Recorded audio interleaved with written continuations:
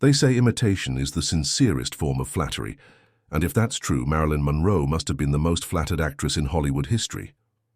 In the glittering world of 1950s cinema, every major studio was desperately searching for their own blonde bombshell, their own Marilyn. Even 20th Century Fox, who had the real deal, wasn't satisfied. They were so frustrated with Marilyn's temperamental nature that they started grooming potential replacements like Sheree North and Jayne Mansfield. But here's the thing, you can't replicate magic. And Marilyn? She was pure magic. These wannabe Marilyns had the blonde hair, the sultry looks, and sometimes even the same wiggle in their walk. But trying to capture Marilyn's essence was like trying to bottle lightning. Each of these actresses brought their own unique charm to the screen, but in the end, there was only one Marilyn Monroe. That's just how stardom works. You can copy the recipe, but you can't duplicate the secret sauce. So let's get on with our look at these lovely ladies. Jeanie Carmon. From pin-up model to trick-shot golfer, Jeanie Carmon's life was anything but ordinary. At just 13, she fled her Arkansas home, eventually landing in the bright lights of New York City. What started as a dancing career quickly evolved into modeling for men's magazines. But here's where it gets interesting. She became a skilled trick-shot golfer, touring with the legendary Jack Redmond. By 1951, Hollywood came calling, and Carmon found herself starring in films like Untamed Youth. But perhaps her most intriguing role wasn't on screen at all. She was reportedly a close friend of Marilyn Monroe. After Monroe's tragic death, Carmon's life took a dramatic turn when mobster Johnny Russell warned her to leave Hollywood. Heeding the warning, she disappeared to Scottsdale, Arizona, trading her blonde bombshell image for a quiet life. After a decade of laying low, she settled in Orange County, California, where she lived until peacefully passing away in 2007 at 77.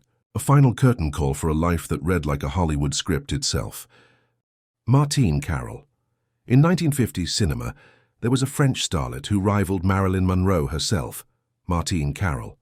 Born Marie-Louise Mouret in 1922, this captivating actress took France by storm, rising from the stage to become one of Europe's most alluring screen sirens. Her breakthrough came in 1950 with Caroline Sherry, a steamy tale set during the French Revolution that made her an international sensation. Hollywood soon came calling, and the powerful Darryl Zanuck of 20th Century Fox signed her to a 5-film deal, promising to make her a global star. But fate had other plans. While she did share the screen with Hollywood heavyweights like Jeff Chandler and Jack Palance, the emergence of Brigitte Bardot began to eclipse her star.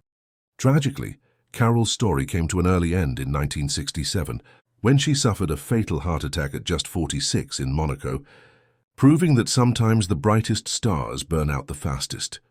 Diana Dors born Diana Mary Fluck in 1931. Swindon, England was a woman who dared to dream big. At a young age, she knew exactly what she wanted, to be an actress. And she didn't just dream. She acted on it, studying at the prestigious London Academy of Music and Dramatic Art. By 16, she'd already stepped into the spotlight, though you might have missed her name in the credits of The Shop at Sly Corner. Smart enough to know that Fluck might not look great on a marquee, she changed her name to Dors, and soon the roles started flowing. Within 2 years, she had 6 films under her belt. Her talent couldn't be contained by British shores. Hollywood came calling, and RKO Studios offered her a 3-picture deal. Though her American dream didn't quite pan out as planned, Diana's spirit never dimmed. Through 3 marriages and a varied career, she remained a captivating presence until her untimely death in 1984, leaving behind a legacy that reminds us that sometimes the most extraordinary stories start with a simple dream in a small English town. Anita Ekberg was a beauty queen who tried for the Miss Universe title in 1950. She didn't win, but she did get a contract with Universal Studios.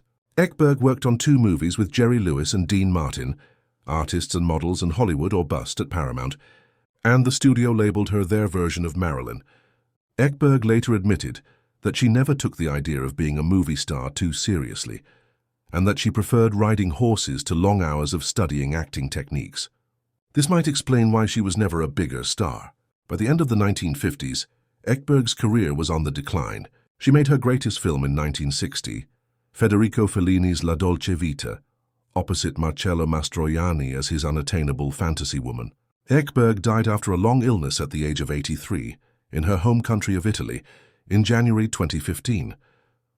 Martha Hyer was born August 10, 1924, in Fort Worth, Texas. She finished college before deciding to pursue a movie career. Her first appearance was an uncredited part in the 1946 film The Locket. Hyer's best screen performance was in Some Came Running, 1958, opposite Frank Sinatra. She received an Academy Award nomination for Best Supporting Actress for that role, but lost to Wendy Hiller, who won for her work in Separate Tables. The bulk of Hyer's work was in the 1950s, but she did continue acting through the 1960s. Her last film was The Day of the Wolves in 1973. In 1990, she published an autobiography, Finding My Way, a Hollywood memoir. Adele Jergens signed a contract with Columbia Pictures in 1944. They dyed her brunette hair blonde, and her career as a B-movie actress began. Soon she was labeled the Eiffel. Jergens' roles fell into the chorus girl, or hardened floozy categories. In 1948, she starred in Ladies of the Chorus as Marilyn Monroe's mother. What was interesting about this was that Jergens was only 9 years older than the up-and-coming Monroe. In the 1950s, Jergens made numerous TV and film appearances. Maybe you remember her as Boots Marsden in Abbott, and Costello Meet the Invisible Man, 1951, or her appearance opposite Betty Hutton in Somebody Loves Me, 1952. She appeared on TV shows including My Favorite Husband and on I Married Joan, to name a few. Jergens lived a long life, dying at age 84 in 2002. She is interred in the Pioneer section of Oakwood Memorial Park in Chatsworth, California. Barbara Lang was born March 2, 1928, in Hollywood, California. Her mother was silent movie dancer Esther Kaufman. In 1953, Lang was suddenly unable to move her legs and facial muscles. The diagnosis was polio. Not knowing what else to do, she turned to God. Within months, she was better, and she attributed the recovery to her faith. Despite her recovery, she tired easily for the rest of her life. In 1957, after signing a contract with MGM, Lang had a bit part in a film called Hot Summer Night. A second role that year in House of Numbers was a lead, as Jack Palance's wife. Also that year, Lang lost out on a co-starring role in Jailhouse Rock opposite Elvis Presley. But the next year, she worked on a film called Party Girl that co-starred Robert Taylor and Sid Charisse. When not working on movies, Lang did TV guest appearances and stage work. In 1982, she died of pneumonia in Los Angeles at the young age of 54. Joi Lansing was born Joyce Ray Brown in Salt Lake City, Utah on April 6, 1928. In 1948, she got her first film roles in The Counterfeiters, Julie Misbehaves, and Easter Parade. She continued to get bit parts in films, but was seldom credited. In 1951, she got to play Susan Matthews in FBI Girl and Marilyn Turner, in the Danny Kaye film On the Riviera. The next year, she made an uncredited appearance in the classic movie Singin' in the Rain with Gene Kelly. In 1958, she guest-starred on an episode of The Adventures of Superman, playing Superman's wife. There was talk of making her role a recurring part, but George Reeves died and the series was cancelled. In 1960, she got the role of Goldie in the TV series Klondike. But she's probably best remembered for her role as Lester Flatt, as wife on the Beverly Hillbillies. Lansing was diagnosed with breast cancer and died in 1972 at the age of 43. Jayne Mansfield starred in the film The Girl Can't Help It, 1956, and signed a contract with 20th Century Fox. She played opposite Joan Collins in The Wayward Bus, which was a moderate success. In 1957, Mansfield appeared in the film version of Will Success Spoil Rock Hunter. Then, against advice from agents, she agreed to star opposite Cary Grant in Kiss Them For Me. She didn't receive top female billing, and her screen time was very limited. In fact, her character didn't even land Cary Grant in the movie. He was interested in Susie Parker's character instead. In 1959, roles began to dry up. Mansfield kept busy with a series of low-budget European films. In 1960, 20th Century Fox lent her out to do 2 independent films in England, Too Hot to Handle and The Challenge. She also worked on It Happened in Athens and received top billing, but her role was more of a supporting one. Fox was in dire financial trouble at the time, and hoped that by bumping Mansfield up in the billing, that they could get folks to go see the film. It didn't work. In 1964, Mansfield turned down the role of Ginger Grant in the TV series Gilligan's Island. At the time, she explained that she wanted to shake the kind of stereotype that the character represented, the pretty but ditzy actress. Mansfield died June 29, 1967, aged 34. Marie McDonald. Born as Cora Marie Fry in Kentucky, she was a bright young woman who turned down a Columbia University scholarship to chase her showbiz dreams. In the 1940s, McDonald became one of America's most popular pin-up models, earning the nickname The Body. Her beauty contest wins led her from Broadway to Hollywood, where she sang with Tommy Dorsey's orchestra and landed a contract with Universal Studios. But McDonald's life wasn't all glamour. In 1957, she orchestrated a fake kidnapping for publicity, a stunt that made headlines but led nowhere legally. Her troubled journey ended tragically in 1965, when she died of a drug overdose at just 42 years old. Beverly Michaels' journey through Hollywood tells a fascinating tale of brief but memorable stardom. Starting as a teenage model, she quickly found her way to Broadway in 1946, though her first play's run was short-lived. Her sultry voice and striking presence landed her roles in films like East Side, West Side, where life would take an interesting turn. Behind the scenes, Beverly's personal life read like a movie script itself. She fell for MGM producer Voldemar Vetlugin, a man 28 years her senior, but their marriage lasted just 3 years. In 1955, she married again to playwright Russell Rouse, and this time love. Cleo Moore dreamed of making it big. Born in Baton Rouge, Louisiana, she caught the acting bug in high school and soon found herself in California, where RKO Studios quickly noticed her stunning presence. But Hollywood isn't always kind to dreamers. Despite landing roles in films like Congo Bill and Rio Grande Patrol, Cleo found herself typecast, with studios more interested in her looks than her talent.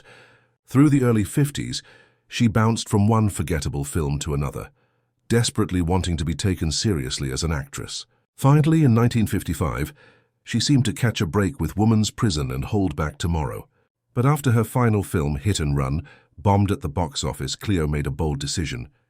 She left Hollywood behind, trading the spotlight for love when she married real estate tycoon Herbert Heftler in 1961. Ironically, this final plot twist brought her the happiness that fame never could. Sheree North, born as Dawn Shirley Krang in Los Angeles, she became an unexpected pawn in one of Hollywood's most intriguing power plays. When Marilyn Monroe was giving 20th Century Fox headaches with her frequent absences and tardiness, the studio found their perfect leverage in Sheree. With identical measurements to Monroe, they positioned her as the potential replacement, hoping to keep their rebellious star in check. It was a common studio tactic, having a lookalike waiting in the wings, but Hollywood's grand plan didn't quite work out. After a few films, the studio moved on to Jayne Mansfield instead. Yet Sheree proved she was more than just a Monroe substitute. She reinvented herself, going on to memorable TV roles, including appearances on The Golden Girls, and memorably revealing Kramer's first name as Cosmo on Seinfeld. Sadly, she passed away in 2005, leaving behind a legacy that showed she was always her own star. Barbara Nichols' story is a captivating tale of Hollywood's golden age. Born Barbara Marie Nichorower in Queens, 1929, she danced her way from burlesque to the bright lights of Hollywood. Her breakthrough came in 1957, with starring roles in Pal Joey, Sweet Smell of Success, and The Pajama Game. Though ironically, that same year she suffered a car accident that would later impact her life. She brought her signature wit to both big and small screens, stealing scenes in The Disorderly Orderly, alongside Jerry Lewis, and charming audiences in popular TV shows like Batman and the Beverly Hillbillies. Despite her rising star, her story took a tragic turn when she passed away at just 46, a delayed consequence of that 1957 accident. Kim Novak, one of Hollywood's most enchanting stars of the 1950s, began her journey when Columbia Studios discovered her, hoping to create their own Marilyn Monroe. In 1954, they cast her in Pushover alongside Fred MacMurray, but it was her role as the seductive Janice in that really caught audiences' attention. Her career-defining moment came in 1958 with Alfred Hitchcock's Vertigo, where she masterfully portrayed Judy Barton opposite Jimmy Stewart. The mysterious murder plot became her most memorable performance, leading to another collaboration with Stewart in Bell, Book and Candle. Though her appearances became less frequent in the 1960s, and her final role in 1991's Liebestrom wasn't the success she hoped for, Novak's legacy lives on. Now at 92, she hasn't stopped creating, just in different ways. She spends her days expressing herself through painting, poetry and photography, proving that an artist's spirit never truly fades. Carol Ohmart's story is one of glittering promise and fading dreams. At just 19, she captured the Miss Utah crown and turned heads as a fourth runner-up in Miss America, launching her into a whirlwind of modeling and magazine covers.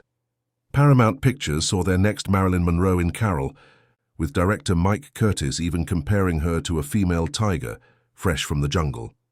But Hollywood can be cruel. Her 1956 films flopped, and the studio quickly labeled her too cold for the sex symbol they wanted. Yet Carol found her true moment of fame in 1959, starring alongside Vincent Price in the cult classic House on Haunted Hill.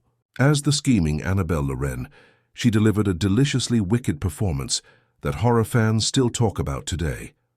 Though she continued acting on TV until 1974, Carol eventually chose a quieter life, finding peace in painting, gardening and writing, until her passing in 2002. Jan Sterling was already a shining star on Broadway, dazzling audiences for over a decade. But it was in Hollywood where she truly found her stride, particularly in film noir, delivering unforgettable performances that still captivate viewers today. Her role in Billy Wilder's Ace in the Hole showcased her raw talent, and she reached new heights with an Oscar nomination for The High and the Mighty in 1954. From Johnny Belinda to Caged, Sterling proved herself to be one of the most watchable actresses of her era. Even as the industry evolved, she adapted brilliantly, transitioning to television with appearances in popular shows like Burke's Law, Little House on the Prairie, and Three's Company. This versatile performer left us in 2004 at age 82. Greta Thyssen, a Danish beauty who chased the American dream in the golden age of cinema. Born in Copenhagen in 1933, she claimed the Miss Denmark crown in 1951, and that's when her adventure began. Like many aspiring actresses of her time, Greta traded her natural brunette locks for blonde hair, hoping to compete with the likes of Marilyn Monroe and Jayne Mansfield. She even landed an uncredited role alongside Monroe in Bus Stop in 1956. Throughout her career, she appeared in various films, from Accused of Murder to Terror is a Man, and even starred in some Three Stooges comedies. But Hollywood's a tough town, and by 1967, after her role in Cotton Pickin' Chicken Pickers, she bid farewell to the silver screen. Greta lived a long life, passing away at 90 in her Manhattan home in 2018. Mamie Van Doren, a star who carved her own unique path in Tinseltown. At just 15, this dazzling beauty caught the eye of none other than Howard Hughes, who saw her potential and gave her first taste of the silver screen. But her real break came in 1953, when Universal Studios decided they needed their own Marilyn Monroe. They even gave her a name inspired by the First Lady, Mamie Eisenhower. As Mamie Van Doren, she became one of the first actresses to embrace rock and roll in Hollywood films, starring alongside legends like Clark Gable and Doris Day. At 94, Van Doren is still going strong. While she never achieved the success of Marilyn Monroe or Jayne Mansfield, she did manage to outlast both of them. Here's the thing about lightning. It rarely strikes twice. While these actresses were talented in their own right, there was just something special about Marilyn that couldn't be duplicated. That indefinable star quality, that mix of vulnerability and sensuality, that spark in her eyes.